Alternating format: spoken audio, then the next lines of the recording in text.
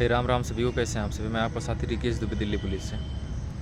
इस वीडियो में आज जानेंगे कि दिल्ली पुलिस के मेडिकल में क्या पैसा चलता है या फिर नहीं चलता है, और री मेडिकल जो देते हैं वो कितने दिन में पास कर देते हैं, और कौन सी जगह आपका मेडिकल इस बार कंडक्ट करवाया जाएगा। मेडिकल में कौन कौन से पॉइंट्स में आप पास हो जाते हैं, कौन कौन से पॉइंट्स में आप फेल होते हैं फाइनली, ये सारी चीज़ें इसमें जानेंगे। और आपको क्या दिक्कत है आप सब कमेंट बॉक्स में कमेंट कर देना। और वीडियो अगर अच्छी लगती है तो चैनल को एक सब्सक्राइब करने में और एक लाइक करने में कोई दिक्कत नहीं है भाई, थोड़ा सा सपोर्ट करने के लिए आप कर देना वो चीज़, ठीक है। चलिए वीडियो स्टार्ट करते हैं। भाई दिल्ली पुलिस का जो प्रोसेस चल रहा है, अभी आपका फिजिकल होगा, ठीक है। फिजिकल की डेट भी आ गई है 25 जुलाई से, तो आप अपना फिजिकल तैयार रखिए। बाकी अगर आप सोच रहे हैं ना, जो कह रहे हैं दिल्ली में ग्राउंड पे पानी भरा है, तो दिल्ली में मैं भी बैठा हूँ, आप पीछे देख लो, कल रात बारिश हुई है, लेकिन ये ज़मीन सूख गई है। दिल्ली की ज़मीन जो है ना, गांव जैसी नहीं है, वो जल्दी सूख जाती है, ड्राई है पूरी। और यहाँ पर रेत है, पूरा रेतीली ज़मीन है दिल्ली की, तो सूख जाती है। आप अपना करते रहो, मन से वहम निकाल दो कि फिजिकल डिले होगा या ये होगा, ठीक है। अपना करते रहो, ये जान के चलो कि 25 जुलाई को ही होगा आपका फिजिकल। रही बात, आप फिजिकल कर लेते हैं, उसके बाद आपका फाइनल रिजल्ट लग जाता है। फाइनल मेरिट के बाद आपका मेडिकल होता है। दिल्ली पुलिस में फाइनल मेरिट जब लग जाती है उसके बाद ही मेडिकल होता है, ठीक है। तो फाइनल मेरिट के बाद जब आपको मेडिकल के लिए आपको बुलाया जाएगा, तो देखिए 2 जगह मेडिकल आपका हो सकता है। एक सिविल हॉस्पिटल में, एक पैरामिलिट्री करवाएगी। पैरामिलिट्री भाई थोड़ी सी टफ़ मानी जाती है, टफ़ इसलिए क्योंकि वो रूल पे चलती है, और सिविल हॉस्पिटल थोड़ा सा रूल पे 19-20 हो जाता है, ठीक है। बाकी पैरामिलिट्री 20-20 ही लेती है। तो मान लीजिए आपको पैरामिलिट्री मिल गई या फिर सिविल हॉस्पिटल मिल गया। पैरामिलिट्री मान लो, मैक्सिमम चांस तो पैरामिलिट्री के हैं। आप फिट होके आना, पैरामिलिट्री के लायक होके आना, ठीक है। पैरामिलिट्री के लायक होके आओगे तो आपका 10-15 का बैच बना दिया जाएगा, 10 या 15 या 20 का। आप 7,500-7 हज़ार बच्चे हैं, पास होंगे, क्वालिफाई होंगे 7200 के आसपास, तो 20-20 का बैच बना दिया जाता है। बैच मीन्स आप कई सारे बच्चे आओगे, 400-500-600 रहोगे जिस दिन आपको मेडिकल का डेट मिलेगा, तो 20-20 का करके आपका छोटा छोटा बैच बना दिया जाता है। एक डॉक्टर 20 को देखेगा, ठीक है, अच्छे से। और मैं सबसे पहले आपको बता देता हूँ, अगर पैरामिलिट्री चेक करती है ना, तो भाई पैसे नहीं लगते हैं, क्योंकि मेरा भी मेडिकल यहीं हुआ है। पैरामिलिट्री में भाई एक भी पैसे नहीं लगते हैं। अगर आप पास हो गए ना तो पास हो गए, और फेल हो गए ना तो IPS रैंक के डॉक्टर हैं। सपोज़ दैट अगर वो पैसे मांगते भी हैं तो आप पैसे दे नहीं पाओगे, वो IPS रैंक के हैं, आप कर ही नहीं पाओगे। बाकी पैसे नहीं लगते दोस्त, मैं आपको क्लियर कर देता हूँ, मैं भी नहीं दिया हूँ इसीलिए कह रहा हूँ। सिविल हॉस्पिटल का तो आप समझ ही रहे हैं, बाकी पैरामिलिट्री करवाएगी, आपके लिए बेनिफिशियल है।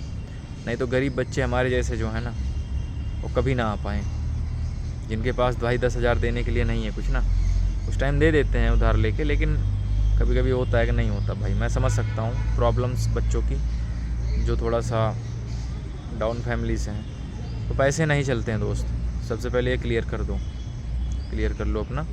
दूसरी बात, री मेडिकल में कितना टाइम मिलता है। मान लीजिए आपको री मेडिकल मिल गया, री मेडिकल में भाई लगभग 1 से 2 दिन का टाइम मिलता है बस। पहले मिल जाता था 1 महीने 10 दिन का टाइम, पैरामिलिट्री करवाएगी तो 1 से 2 दिन का टाइम। 1 से 2 दिन का टाइम ऐसे मिलता है, मान लीजिए आपको कोई और सेंटर मिला है, मान लीजिए आपको छावला मिला, BSF छावला, ठीक है, वहाँ पर आपको री मेडिकल मिला, तो जो आपका री मेडिकल होगा वो दूसरे कैंप में करवा सकते हैं या फिर उसी कैंप में करवा सकते हैं, लेकिन डॉक्टर जो होंगे वो दूसरे यूनिट के होंगे। जैसे आप CRPF करवा रही तो री मेडिकल BSF करेगी, इतना जान लो। BSF करवा रही CRPF करेगी, CISF करेगी, ITBP करेगी, मतलब चेंज हो जाती है फोर्स जब री मेडिकल होता है। 1 से 2 दिन का टाइम मिलता है बस।